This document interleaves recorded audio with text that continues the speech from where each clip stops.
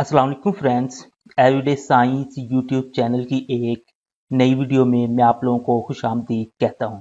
दोस्तों, आज की इस वीडियो में हम 8th क्लास की मैथ की जो न्यू बुक आई है उसकी जो एक्सरसाइज नंबर 5.1 है उसके सवाल नंबर 5, 6, 7 और 8 सॉल्व करना सीखेंगे। सबसे पहले हम देखते हैं कि हमारे पास जो पांचवा सवाल है उसमें ना कि उसकी स्टेटमेंट ये है कि जो मिसिज इमरान है उसने ना कि कुछ चीज़ें खरीदी हैं और उन चीज़ों पे ना उसके ये खर्चे आए, मसलन कि उसने जो चावल खरीदे हैं उस पे 600 रुपये लगे हैं। उसके बाद फिर उसने आटा खरीदा उसके 500 हैं। फिर उसने चीनी खरीदी उसके 300 हैं। फिर साबुन खरीदा उसके 150 हैं। फिर उसने तेल खरीदा उसके 800 हैं। और फिर उसने कुछ मुतफरक अशिया भी खरीदी उसके 250 रुपये हैं। अब हमने क्या करना है कि इस डाटा को इस्तेमाल करते हुए एक पाई ग्राफ बनाना है। सबसे पहले तो हमें पता होना चाहिए कि ये पाई ग्राफ होता क्या है। पाई ग्राफ हमारे पास इस तरह का एक ग्राफ होता है जिसमें हमने ना कि मुख्तलिफ जो हमें चीज़ें दी हुई हैं, इस ग्राफ में हमारे पास कुछ मज़ामीन दिए थे, उनके हमने एंगल निकाल के इस पे ज़ाहिर किए हैं। लेकिन इस केस में हमने ये अशिया जो खरीदी हैं उसको उनको इस ग्राफ पे ना ज़ाहिर करना है। अब सबसे पहले देखते हैं कि ये ग्राफ हमारे पास बनता कैसे है। इसमें ये जो ग्राफ है ये हमारे पास एक दायरा है और दायरे का जो टोटल एंगल होता है वो होता है 360। तो अब हमने इन सारी चीज़ों को 360 में से कुछ एंगल्स देने होते हैं और उस एंगल्स को इस ग्राफ में हमने ना ड्रा करना होता है। तो उस इनको ड्रा करने के लिए सबसे पहले हमारे पास जो दायरा होता है एक सेंटर होता है और सेंटर से हमने ये एक लाइन लगा लेनी है। उसके बाद फिर हमने इसका इस्तेमाल करना है और इसको इस्तेमाल करते हुए हमने ना कि ये एंगल ड्रा करने हैं। अब इसे हमने ना कि इसका जो ये सेंटर है इसको हमने इस सेंटर पे रखना है और ये जो लाइन है उसके ऊपर इसकी ये वाली लाइन आनी चाहिए। फिर वहां से हम ना कि इसका एंगल मेजर करेंगे। अब हमने इसको इस तरह से कुछ रखना है। अब रखें इसका सेंटर उसके सेंटर पे आ गया और ये लाइन इस लाइन के ऊपर आ गई। अब यहाँ से हमने 36 का एंगल देखना है। तो ये हमारे पास 30 है, ये 35 है और इससे एक पॉइंट आगे हमारे पास 36 आ जाएगा। 36 जहाँ पे एंगल आ जाएगा वहां पे हमने पेंसिल की मदद से ना कि एक निशान लगा लेना है। अब वो निशान लगाने के बाद फॉर एग्जाम्पल वो यहाँ पे निशान लगेगा तो हमने इस सेंटर से ये वाली लाइन स्केल के साथ ड्रा कर लेनी है। तो ये हमारे पास इसका एक सेक्टर बन जाएगा। अब दूसरे सेक्टर के लिए हमने बिल्कुल डी को यहाँ से अब ना कि हमने इस तरह करना है, इसको रखना बिल्कुल उसी सेंटर पे है। अब हमने इस लाइन पे नहीं रखना, अब हमने इस लाइन पे रखना है क्योंकि पहला एंगल हमने यहाँ से ड्रा किया था। उसके बाद जो दूसरा एंगल है वो हमने अभी इस लाइन से ड्रा करना है। तो इसको हमने कुछ इस तरह से रखना है। अब इसका सेंटर उसके सेंटर पे आ जाए, ये वाली जो लाइन है अब इस लाइन पे आ जाए। अब यहाँ से हमने काउंटिंग करके ना 72 का एंगल निकालना है। तो ये 70 से आगे 2 पॉइंट हमारे पास 72 आ जाएगा। इसका भी हमने पेंसिल की मदद से निशान लगा लेना है और फिर ये इस तरह से एक हमने ये लाइन खींच देनी है। तो ये हमारे पास इंग्लिश का भी सेक्टर बन जाएगा 72 का। अब नेक्स्ट फिर हमने जब तीसरा सेक्टर बनाना है उसके लिए हमने इसको इस डी का जो सेंटर है वो इधर रखना है और ये वाली जो अब लाइन है अब इस लाइन पे आनी चाहिए क्योंकि हमने इससे आगे बनाना है और हमने 108 का एंगल बनाना है। तो कुछ हम इस तरह रखेंगे। आप लोगों के पास पेपर होगा तो उसको आप लोग एडजस्ट भी कर सकते हैं उसको, मसलन के दूसरी साइड पर जाके तो वो इजीली ये कवर हो जाएगा। तो उसमें कोई आप लोगों को ज़्यादा इश्यू नहीं आएंगे। अब इसका सेंटर हमने बिल्कुल उसी सेंटर पे रखा और ये लाइन इस लाइन पे आ गई और यहाँ से हमने 108 का एंगल मेजर किया जो कि हमारे पास ये 110 से 2 पॉइंट पीछे है। तो वहां पे हमने पेंसिल की मदद से निशान लगा लिया और वहां से हमने ये वाली एक लाइन ड्रा कर ली।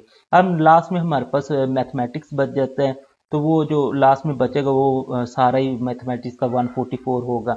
अगर आप लोग उसे मेजर भी करना चाहें तो यहाँ पे सेंटर रख के और डी की लाइन यहाँ पे रख के आप लोग मेजर भी कर सकते हैं। तो कुछ इस तरह से हमने ना कि इसका पाई ग्राफ को ना ड्रा करना होता है। अब जाहिर सी बात है कि इसमें तो हमें एंगल्स पता है लेकिन इसमें हमें एंगल नहीं पता है। अब सबसे पहले तो हम क्या करेंगे, इनके एंगल्स निकालेंगे। उनके लिए हमने ये सारे जो जो इन्फॉर्मेशन थी उनको एक टेबलर फॉर्म में लिख लिया।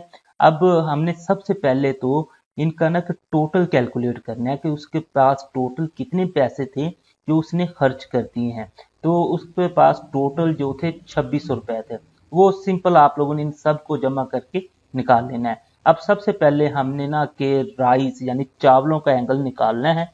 उसके लिए हम क्या करेंगे, ये जो चावलों पे उसने जितने पैसे खर्च किए हैं उसको टोटल पे डिवाइड कर देना और मल्टीप्लाई 360 से करना है। क्योंकि ये 360 हर किसी में आएगा। उसकी वजह ये है क्योंकि जो हमारे पास पाईग्राफ होता है वो एक दायरा होता है और दायरे का जो टोटल एंगल होता है वो 360 होता है, इसलिए हमें सबको 360 से ही मल्टीप्लाई करना पड़ेगा। अब सिंपल आप लोग कैलकुलेटर लें, 600 को 360 से ज़रब दें, जो जवाब आए उसको 2600 से तकसीम कर दें, आप लोगों के पास ये वाला एंगल आ जाएगा। अब दूसरा बिल्कुल इसी तरह हमने आटा यानी कि फ्लोर का निकालना है।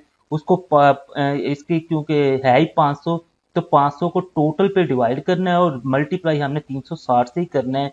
बिल्कुल उसी तरह कैलकुलेटर का जब आप लोग इस्तेमाल करेंगे तो ये एंगल भी निकल आएगा।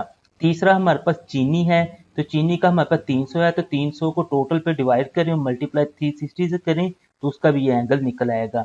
उसके बाद हमारे पास साबन है, तो साबन का भी हमारे पास 150 है। 150 को आप लोग टोटल पे डिवाइड करें और मल्टीप्लाई 360 से करें तो उसका भी एंगल निकल आएगा। उसके बाद हमारे पास तेल है, तेल का हमारे पास है 800। 800 को टोटल पे डिवाइड करें मल्टीप्लाई 360 से करें तो इसका भी एंगल निकल आएगा। इसी तरह नेक्स्ट हमारे पास मुतफरक अशिया आती हैं, तो वो है 250। 250 को आप लोग टोटल पे डिवाइड करें और मल्टीप्लाई 360 से करेंगे तो इसका भी एंगल निकल आएगा। इस तरह हमने सारे एंगल्स को उन्हीं अशिया के साथ ना लिख लेना है, क्योंकि अब इन एंगल्स को इस्तेमाल करते हुए हमने अपना पाईग्राफ बनाना है। तो हमारे पास इसका जो पाई ग्राफ है वो कुछ इस तरह का बनेगा। इस पाई ग्राफ को जैसे मैंने आप लोगों को पहले समझाया है बिल्कुल उसी तरह आप लोगों ने सबसे पहले ये वाली लाइन तो आप लोगों ने अपनी मर्जी से लगा लेनी है, बस इसमें कोई एंगल वगैरह मेजर करने की जरूरत नहीं है, क्योंकि ये एक रेफरेंस लाइन है, यहाँ से हम आगे काम स्टार्ट करेंगे। अब ये लाइन लगाने के बाद हमने जो डी है उसका सेंटर यहाँ पे रखना है और उसकी लाइन इस लाइन पे आएगी और हमने 83.08 का एंगल यहाँ पे निशान लगाना और फिर ये वाली लाइन हमने ड्रा कर लेनी है। उसके बाद फिर हमने वो डी का सेंटर यहाँ पे रखना है, उसकी लाइन यहाँ पे आनी चाहिए। उसके बाद उसका एंगल हमने 69 ड्रा कर लेना है। फिर नेक्स्ट हमने यहाँ पे रख के डी को ये 41 ड्रा कर लेना है। फिर यहाँ पे रख के 20 और यहाँ पे रख के अगर हम 110 करें या ना करें तो वो तो एक ही आएगा, क्योंकि जो बच जाएगा वो सारा 110.76 ही होगा। तो इस तरह आप लोग ये एक पाईग्राफ अपना बना सकते हैं। अब दूसरा आता है, दूसरा जो हमारे पास सवाल है उसमें भी हमने ना उसका जो है इसका भी हमने ना कि पाईग्राफ ड्रा करना है। ये उसने बता दिया कि हमने पाईग्राफ ड्रा करना है। इसमें हमें कुछ कलर्स दिए हुए हैं और उनकी ना शर्टें बताई हैं कि इस कलर की कितनी है, इसकी कितनी है, इसकी कितनी है, इसकी इसकी और इसके। अब इनको भी हमने एक टेबलर फॉर्म में लिख लिया और सबसे पहले हमने टोटल को काउंट करते हैं कि टोटल शर्टें हमारे पास हैं कितनी। तो टोटल हमारे पास इन सबको जब हम जमा करते हैं तो वो 335 आता है। अब सबसे पहले हमने रेड का एंगल निकालना है, तो रेड हमारे पास 50 है, टोटल 335 है, ज़रब हमने 360 से ही करना है क्योंकि टोटल जो एंगल हमारे पास होता है 360 है। अब दूसरे नंबर पे हमारे पास ब्लू जो है इसके हैं 60, उसको भी टोटल पे डिवाइड किया मल्टीप्लाई 360 से करती है। इसी तरह तीसरा जो सब्ज है उसको उसके हमारे पास तादाद 35 है, 35 को 335 पे डिवाइड किया और मल्टीप्लाई फिर 360 से किया तो आंसर हमारे पास आ गया। नेक्स्ट फिर इसी तरह हमने ब्लैक के लिए एंगल निकाल लिया, फिर व्हाइट के लिए निकाल लिया और एंड पे येलो के लिए भी निकाल लिया। ये सिंपल आप लोग कैलकुलेटर का इस्तेमाल करके ना सारे एंगल निकाल सकते हैं। आप लोग कैलकुलेटर का इस्तेमाल नहीं करना चाहते तो आप लोग इनको दोनों को मल्टीप्लाई करके 335 पे डिवाइड करके या सिंप्लीफाई करके जैसे भी आप लोग को ईजी लगे तो आप लोग निकाल लें। लेकिन क्योंकि ये काफ़ी लंबा सवाल होता है, अगर आप लोग मैनुअल कैलकुलेशन करने जाएंगे तो काफ़ी टाइम लग जाएगा। अगर आप लोग कैलकुलेटर का इस्तेमाल करेंगे तो ये थोड़ा सा ना जल्दी सॉल्व हो जाएगा। अब नेक्स्ट हमारे पास आता है कि हमने ये सारे एंगल्स यहाँ पे लिख लिए। अब नेक्स्ट हमारा काम आता है कि इनका पाईग्राफ ड्रा कर लें। तो बिल्कुल उसी तरह हमने ये एक पहली रेफरेंस लाइन लगाई, उसके बाद ये रेड के लिए हमारे पास 53.73 है।